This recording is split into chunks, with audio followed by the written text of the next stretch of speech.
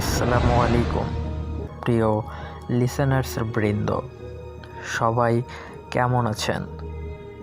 যদিও আমি এই চ্যানেলের একজন পুরানো লেখক, আর পুরনো বললে ভুল হবে, কারণ এর আগের বার আমি একটা ঘটনা লিখেছিলাম আর ওইটাই সিলেক্টেড হয়েছিল, তাই আবারও আজকের এই ঘটনা লেখা।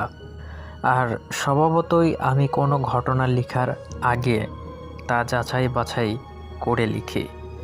আজকেও তাই লিখছি।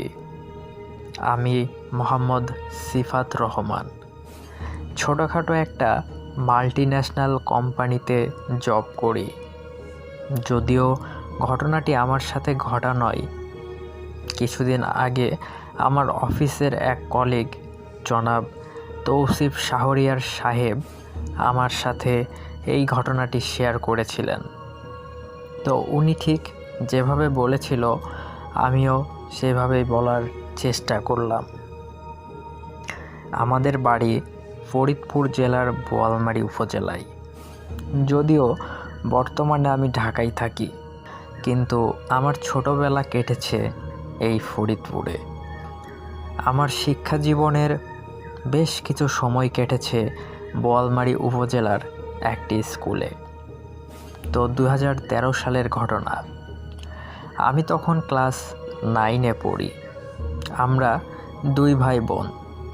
আমার ছোট বোন মহিলা মাদ্রাসায় থেকে পড়াশোনা করত, মাঝে মাঝে বাড়ি আসতো, তবে বেশিরভাগ সময় কেটেছে ওর মাদ্রাসায়। আমার আব্বু আম্মুর ইচ্ছে ছিল ছোট বোনটিকে হাফেজা পড়াবে, তাই তাকে মাদ্রাসায় ভর্তি করানো। তো যাই হোক, এখন মূল ঘটনায় আসি। আমি মধ্যবিত্ত পরিবারের সন্তান ছিলাম, তো সেই সুবাদে আমাদের ঘরটা ছিল টিনের।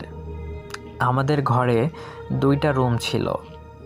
আমার রুমটা ছিল ঘরের পশ্চিম পাশে। ওইখানে আমি ঘুমাতাম, আর ওপাশের রুমে আম্মু ঘুমাতো। একে তো মধ্যবিত্ত, তাই স্বভাবতই আমাদের কারো কোনো মোবাইল বা ঘড়ি ছিল না যে ঘড়ির সময় দেখব রাতে। আমি বেশি রাত জাগতাম না, কারণ গ্রামে এমনিতেই সবাই তাড়াতাড়ি ঘুমিয়ে পড়ত। হয়তো আনুমানিক রাতের 7টা-8টা পর্যন্ত এলাকায় মানুষের সাড়া শব্দ পাওয়া যেত।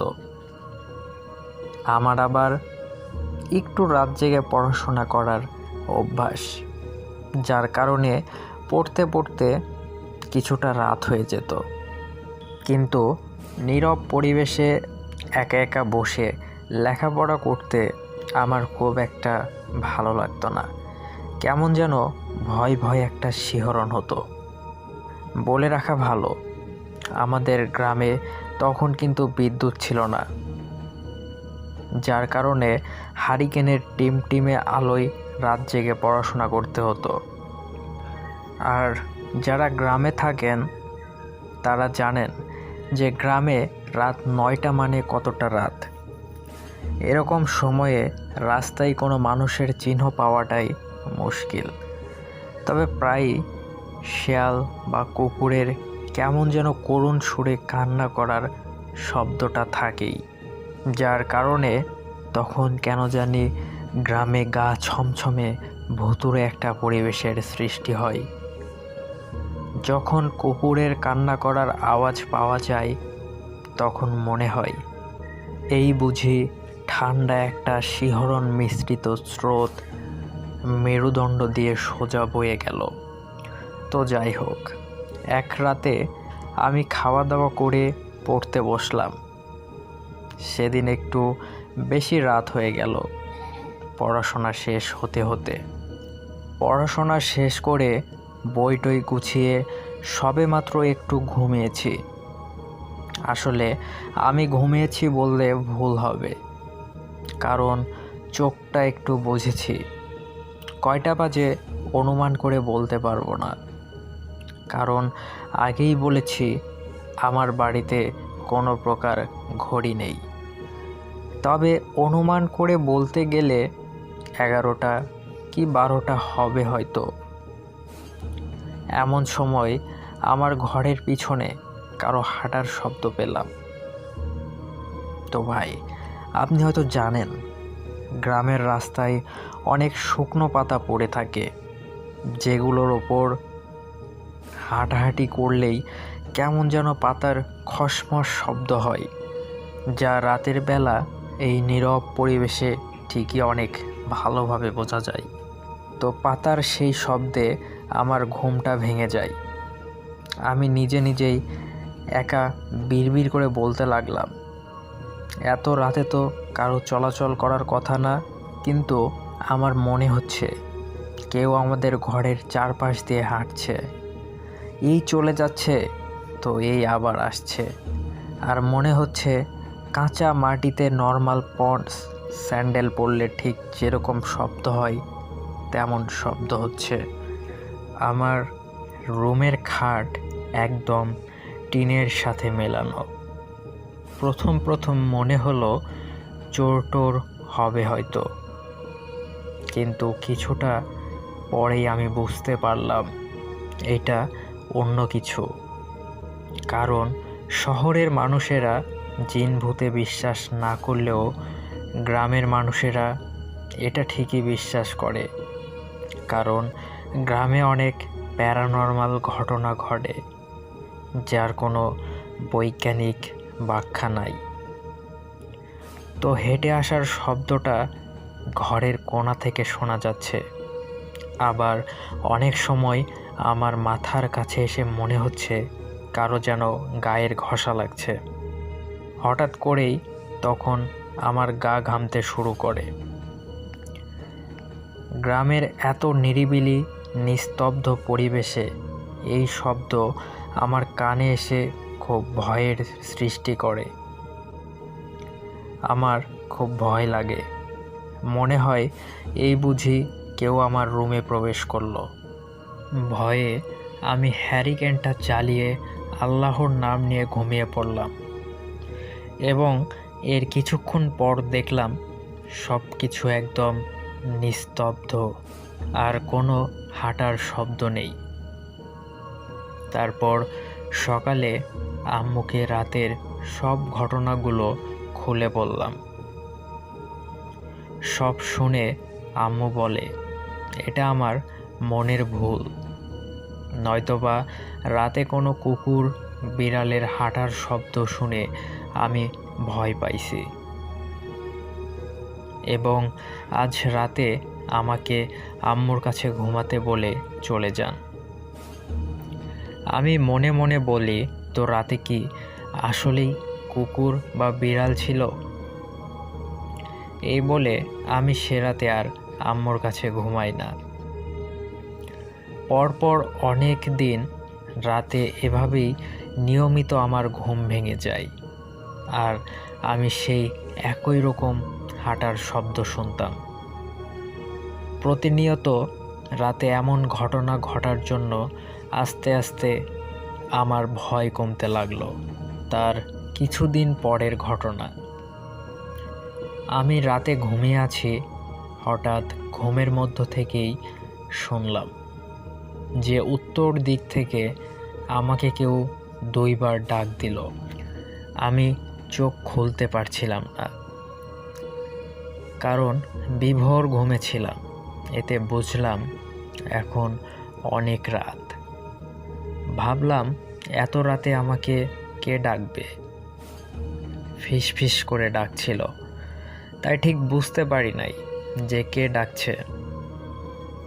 প্রথমে আমি আম্মুকে ডাক দিই আর বলি তিনি আমাকে ডেকেছেন নাকি, কিন্তু আম্মু বলে তিনি নাকি আমাকে ডাকেননি। তাহলে এত রাতে আমাকে কে ডাকলো? আমার তখন খুব ভয় লাগে।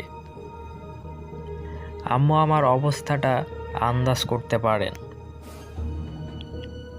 কারণ এই সমস্যাটা অনেকের সাথেই হয়। এবং পরের দিন তিনি আমাকে হুজুরের কাছে নিয়ে যান, আর আমার সাথে হওয়া সমস্যাগুলো হুজুরকে খুলে বলেন। সব শুনে হুজুর আমাকে বলেন আমার ওপর নাকি কোনো এক বদ জিন আছর করেছে, যার কারণে তিনি আমাকে ঝাড়ফুঁক করে পানি পড়া দেয় আর নিয়মিত আয়াতুল কুরসি তিলাওয়াত করতে বলেন। তো যাই হোক, এরপর থেকে আমি মোটামুটি সুস্থ হই আর আমার সাথে রাতে কোনো সমস্যা হয় না। কিন্তু 1 বছর পর, সম্ভবত 2014 সালের শেষের দিকের ঘটনা, আমি তখন ক্লাস 10-এ পড়ি। কয়েক মাস পরই আমার এসএসসি পরীক্ষা, যার কারণে আমি রাতে আরেকটু সময় বাড়িয়ে পড়াশোনা করতাম। আর আমাদের ঘরের উত্তর পাশে আরেকটা পাটখড়ির বেড়ার ঘর ছিল। সেখানে পাশের বাড়ির দাদি থাকতেন। তার ঘর আমাদের ঘরের পিছনে ছিল, আর আমাদের ঘরের পশ্চিমে আমাদের রান্নাঘর, তারপরেই ছিল একটা বাঁশবাগান। সেদিন ছিল অমাবস্যার রাত।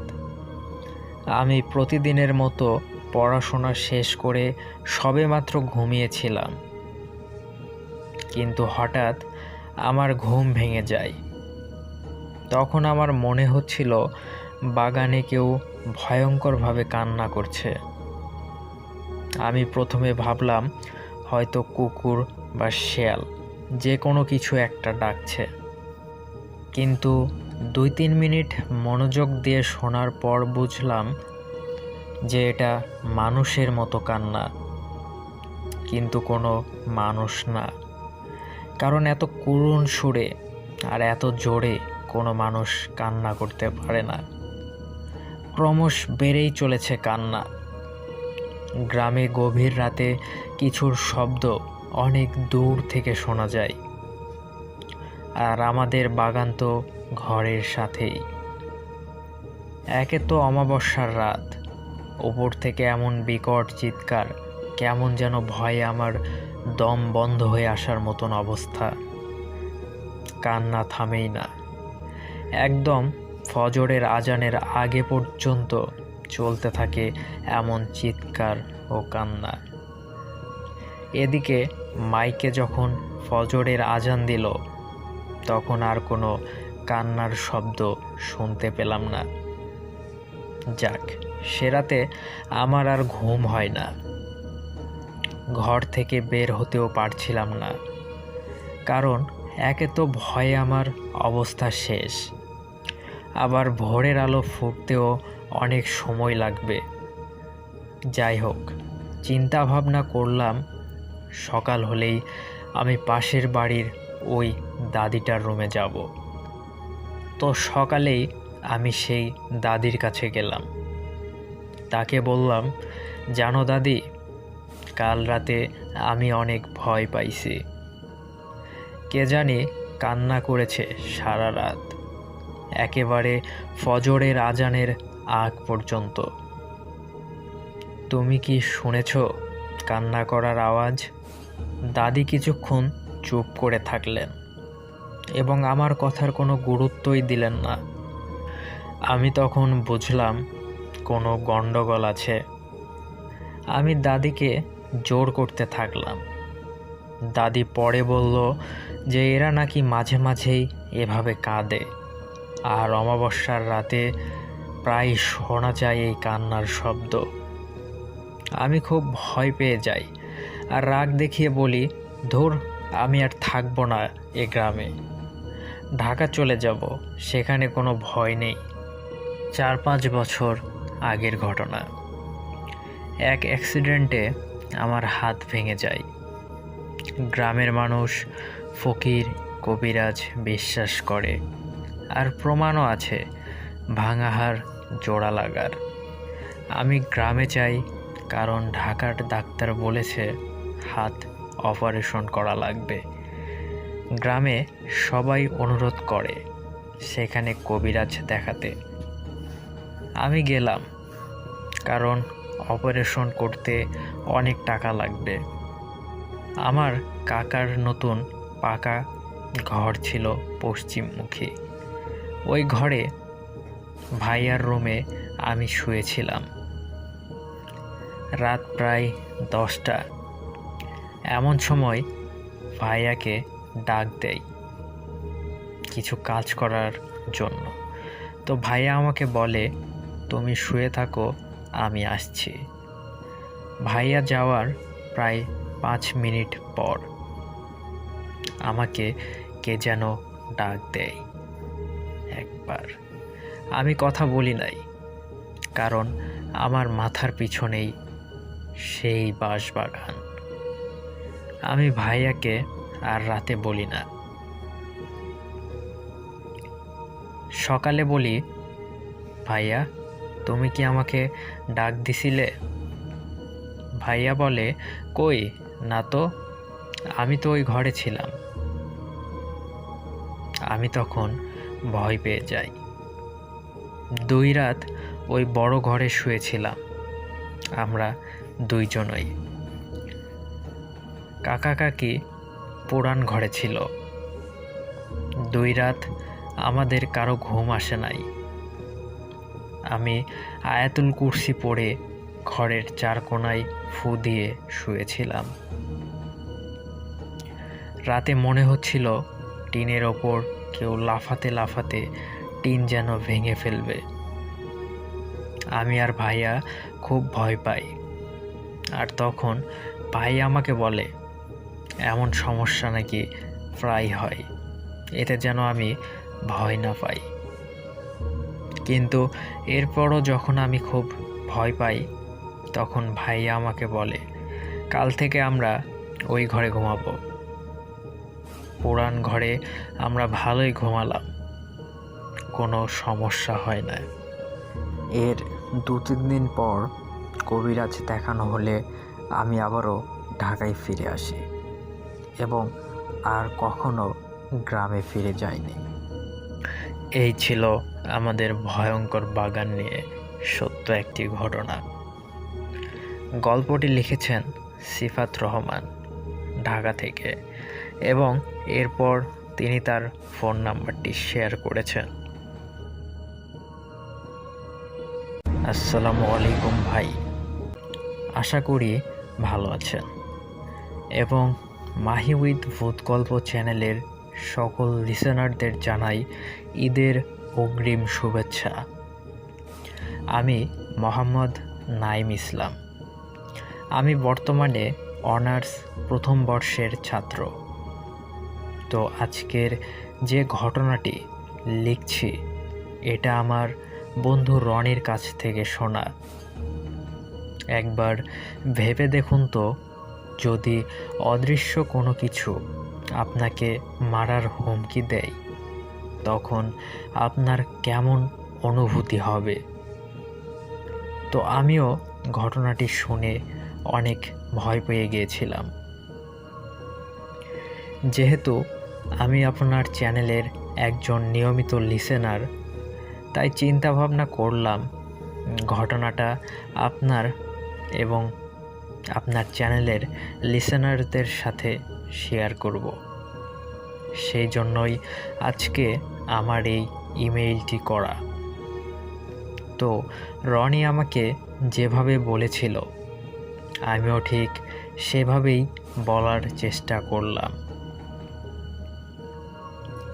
গল্প শুরু করার আগে বলে রাখা ভালো, আমাদের বাসাটা চট্টগ্রামের মিরসরাই থানার আলোকদিয়া গ্রামে।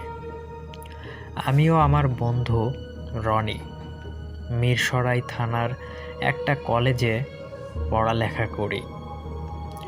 তো মূল গল্পে আসা যাক। ঘটনাটা প্রায় 25 বছর আগের। চারিদিকে ঘন জঙ্গল, উঁচু নিচু ঢিলা পর্বত, ঝোপঝাড়, আর তার মাঝে 2-1টি বাড়িঘর। একদম জনবসতি নেই বললেই চলে। তবে এতটুকু বলা যায়, যে কয়েকটি এলাকা মিলে কিছু মসজিদ আর পারিবারিকভাবে করা কিছু কবরস্থান ছিল অধিকাংশ এলাকা মিলে। ঘটনাচক্রে বাজার থেকে আমাদের বাড়ির পথটা ছিল একদম কবরস্থানের পাশ ঘেঁষে। ওই পথটা নিয়ে অনেকের কাছে অনেক কিছু শুনেছি, তাই ভয়টাও একটু বেশিই লাগতো।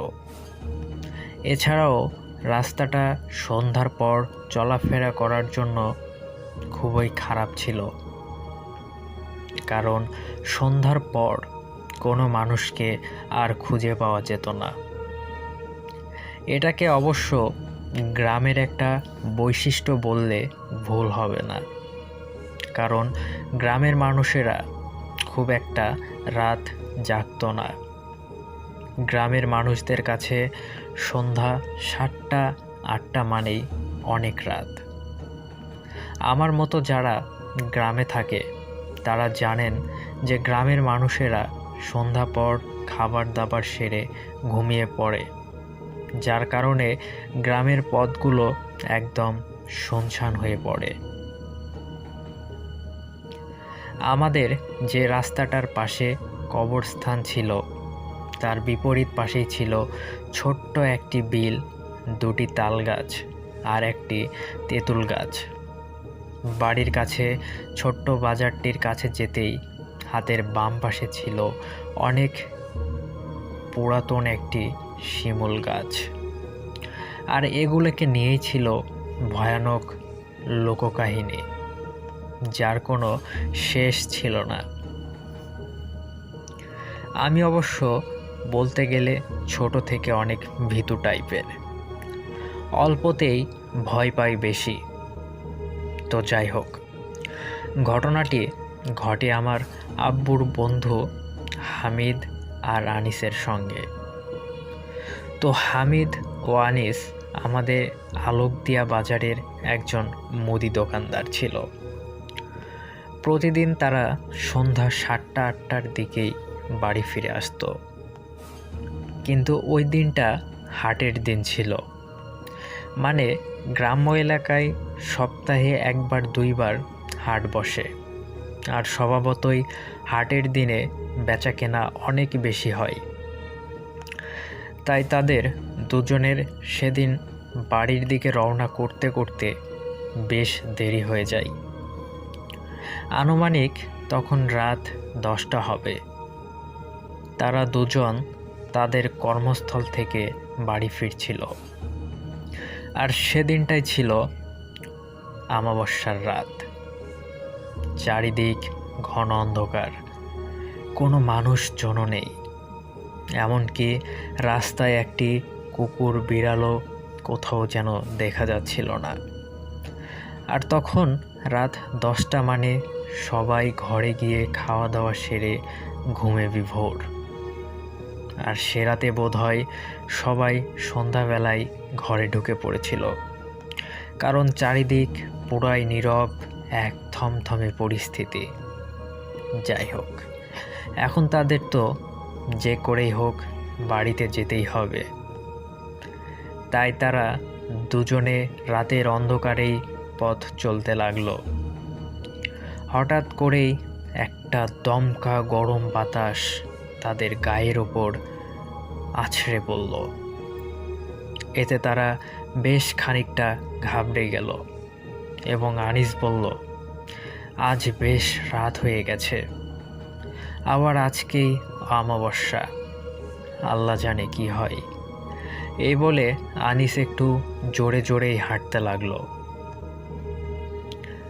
আর যখনই তারা কবরস্থানের পাশে তাল গাছ আর তেঁতুল গাছটির নিচে এসে পৌঁছালো, ওনারা হঠাৎ করেই একটি কালো বিড়াল মিউ মিউ করতে আচমকা তাদের সামনে দিয়ে গাছ থেকে নেমেই দৌড় দেওয়া দেখল। এতে করে আনিস বেশ ভয় পেল, কিন্তু হামিদ যখন দেখল এটা একটা বিড়াল, তখন সে হেসে উঠল। বিড়াল দেখে ভয় পাচ্ছিস? এদিকে আনিসের অবস্থা বেহাল, ভয়ে সে একদম শেষ। কিন্তু হামিদ ছিল আবার একটু সাহসী। সে জিনভূত খুব একটা বিশ্বাস করে না। তারা আবার একটু সামনে যেতেই দেখল পথের মাঝে একটা ছোটোখাটো কালো ছাগল তাদের পথ আগলিয়ে রাস্তার একদম মাঝে বসে আছে। এ দেখে আনিস আঙ্কেল বলল, কিরে হামিদ, এত রাতে এইখানে এই ছাগল কার? হামিদ আঙ্কেল বলল, চল নিয়ে যাই, পাড়ার কারো একটা হবে হয়তো, আর কেউ না আসলে পরশুদিন খেয়ে ফেলবো সবাই মিলে। এই বলেই হামিদ আঙ্কেল সেই ছাগলটাকে কাঁধে তুলে নিয়ে হাঁটতে লাগলো এবং আনিস আঙ্কেল পেছনে পেছনে হেঁটে আসতে লাগলেন। আর একটু সামনে যেতেই হামিদ বুঝতে পারল ক্রমশই ছাগলটার ওজন যেন বৃদ্ধি পাচ্ছে। তাই সে বলল, আনিস দোস্ত, তুই একটু কাঁধে নে তো, আমি আর পারছি না, ছাগলটার ওজন অনেক। আনিস আঙ্কেল বলল, হ্যাঁ বুঝেছি, আমার কাঁধে চাপাবি তাই বল। হামিদ বলল, না আমি সত্যি বলছি রে, তুই নিয়ে দেখ। তারপর আনিস আঙ্কেল ছাগলটাকে কাঁধে নিয়ে হাঁটতে শুরু করলো আর বলল, কই রে, কোথায় ওজন? এই বলে পথ চলতে লাগলো তারা দুজনে মিলে। কিছু দূর হাঁটার পর শিমুল গাছটার নিচে গিয়েই আনিস আঙ্কেল হাঁফিয়ে গেল। বলল, হামিদ রাখলাম এটা এখানেই, আর পারছি না। বলেই ছাগলটাকে সেই শিমুল গাছটার নিচে নামিয়ে রাখল। আর আনিস হামিদ আঙ্কেলকে উদ্দেশ্য করে বলল, কিরে হামিদ, প্রথমে তো এত ওজন ছিল না, এখন এত ওজন কি করে হলো এই ছাগলটার? হামিদ আঙ্কেল বলল, জানি না কেন এমনটা মনে হচ্ছে, কিন্তু চল, আর একটু পথ, আমরা বাড়ির কাছে এসে পড়েছি প্রায়, আর এই ছাগলটাকে দুজনে ধইরা নিয়ে যাই। আনিস আঙ্কেলও সহমত পোষণ করল। তাই যেই বলা সেই কাজ। কিন্তু একই কাণ্ড, এবার দুজন লোক মিলেও ছাগলটাকে উঠাতে পারছে না। তাই বিরক্ত হয়েই ছাগলটা সেখানে শিমুল গাছের নিচে রেখেই তারা দুজনে বাড়ির পথে হাঁটা ধরল। আর একটু এগিয়ে যেতেই হামিদ আঙ্কেল বলল, চল আনিস, আরেকবার চেষ্টা করে দেখি, এবার ছাগলটাকে আনতে পারি কি না। এইখানে পড়ে থাকলে তো পরের রাতে শিয়ালে খাইয়া ফেলবে। আনিস আঙ্কেল বলল, চল। এই বলে তারা আবার শিমুল গাছটির দিকে হাঁটা ধরল। শিমুল গাছটির নিচে গিয়ে তারা দুজনে দেখল ছাগলটি সেখানে নেই। চারপাশে ভালো করে খুঁজেও ছাগলটাকে তারা আর পেল না। একে তো অমাবস্যার রাত, তার উপর এত রাত হয়ে গেছে, তাই তারা বাসায় ফিরে যেতে লাগলো। আর হঠাৎই পিছন থেকে এক ভয়ানক শব্দ শোনা গেল।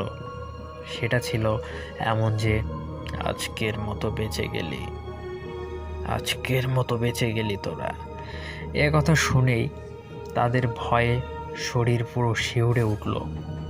আনিস আঙ্কেল বুঝতে পারছে বিষয়টা কি, তাই তিনি ভয়ে আয়াতুল কুরসি পড়তে শুরু করলেন।